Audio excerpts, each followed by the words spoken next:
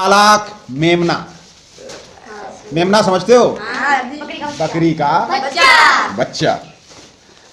एक बार कोई शिकारी भेड़िया भेड़ों के झुंड से छोटा मेमना उठा लाया। यहाँ पर मेमना भेड़ के बच्चे को कहा गया। किसको कहा गया? भेड़ के बच्चे। यानी कि एक भेड़िया था और भेड़ के झुंड से एक छोटा सा बच्चा उठा लाया और वह उसको खाकर अपनी भूख शांत करना चाहता था।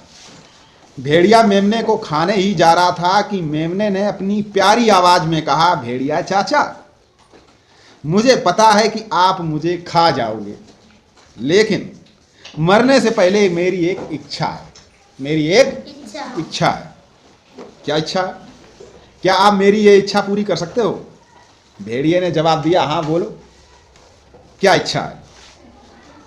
क्या इच्छा है तुम्हारी, बताओ। तो मेमने ने कहा कि चाचा, मुझे बांसुरी सुनना बहुत पसंद है और मुझे पता है कि आप बहुत अच्छी बांसुरी बजाते हो।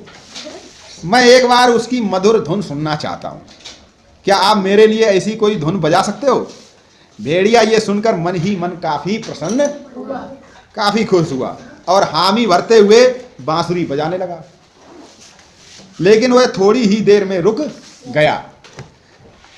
मेमने ने फिर कहा, वाह चाचा वाह, आप तो बहुत अच्छी बांसुरी बजाते हो, उस बंदर से भी अच्छी।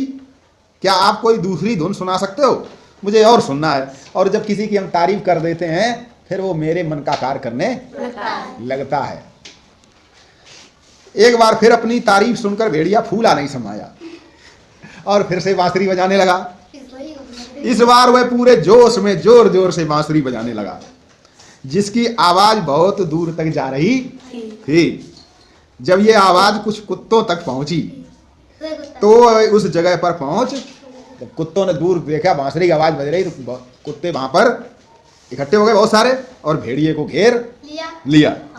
मौका देखकर मेमना भेड़िए के चुंगल से निकलकर भाग गया और भेड़ों के झुंड में चला गया। इस कहानी से हमें क्या शिक्षा मिलती है? कोई बताएगा? इस कहानी से हमें क्या शिक्षा मिलती है? उसकी प्रसन्नता कर गया, वो उसकी बातों में आ गया।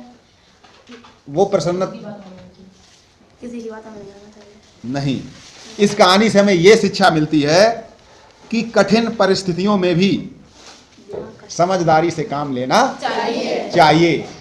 मान लिया आप बहुत बड़ी मुसीबत में फंस गए और कोई रास्ता नहीं दिख रहा, तो अक्सर कर लोग क्या होता है, हड़बड़ा जाते हैं। क्या करते हैं? और आधा वो हड़बड़ाने में ही फंस जाते हैं। कितनी भी बड़ी मुसीबत हो, जान तो जा ही रही है, जान तो जा ही रही है, तो फिर वहां हड़बड़ाना नहीं चाहिए और अपनी सूझबूझ और दिमाग का प्रयोग करना चाहिए। मेमने के बच्चे को पता था कि भेड़िया अब उसको छोड़ेगा नहीं, लेकिन उसने अपनी थोड़ी बुद्धि का प्रयोग किया सूझबूझ से और भेड़िए को फंसा लिया।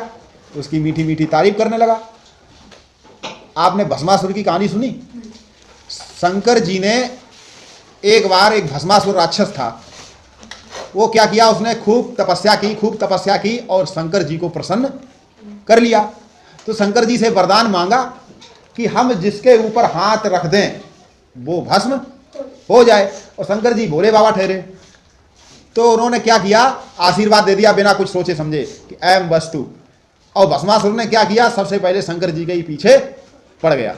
अब वो शंकर जी के ऊपर हाथ रखना चाहता था, सोच रहा था कि शंकर जी को हम पहले भस्म कर दे। अब शंकर जी भागते भागते भागते भागते, उन्हें कहीं रास्ता नहीं दिख रहा।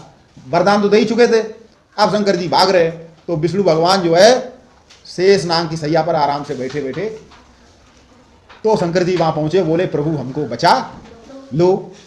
तो भगवान विष्णु जी ने क्या किया, अब वो चाहता विष्णु जी के ऊपर भी हाथ रख देता तो विष्णु जी भी भस्म हो जाते, लेकिन विष्णु जी ने वहां पर थोड़ा बुद्धि का परिचय किया और उन्होंने एक नृत्यांगना, नृत्य करने वाली एक सुंदर महिला का रूप रख लिया और भस्मासुर के सामने पहुंच गए। भस्मासुर को देखा, भस्मासुर थोड़ी देर के लिए रुक गया, शंकर जी को भूल गया, वहां रुक गया।